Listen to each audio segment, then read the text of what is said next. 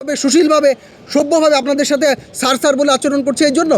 যদি আমাদের সরলতাই আপনাদের কাছে দুর্বলতা হয়ে থাকে তাহলে আমরা আবার বিপ্লবী হব, আমরা আবার জুলাইকে ফিরিয়ে আনবো, আমরা আবার সেই আন্দোলনে যাব। যদি আপনাদের সাথে ভালো আচরণ, আপনাদের সাথে সহনশীল কথাবার্তা যদি আপনাদেরকে খুব দুর্বল করে তোলে আপনাদের সামনে আমাদেরকে, তাহলে আমাদেরকে তো সহিংস হতে হচ্ছে, আপনারা এটা বাধ্য করছেন। তো আপনারা এইসব কর্মকাণ্ড থেকে আমাদেরকে রেহাই দেন।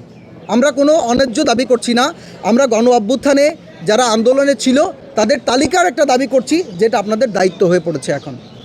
তো গণমাধ্যম কর্মীদের কাছে আমি আবারও বিশেষভাবে অনুরোধ করছি, আমাদের আজকের এই যে সংবাদ সম্মেলন, এই সংবাদ সম্মেলনে আপনারা এসেছেন, আপনাদের উপস্থিতি আমাদেরকে মানে অনেক উপকার করছে যে আপনারা এই সংবাদগুলো এখন দেখাতে পারবেন, এবং তারা যেন আমাদের এই যে কর্মসূচি আমরা দিতে চাচ্ছি এই পর্যায়ে না যেতে হয়, সেজন্য যেন আমাদের সাথে মানে সহযোগিতা করে এবং আমাদেরকে আর ভোগান্তির মধ্যে না রাখে।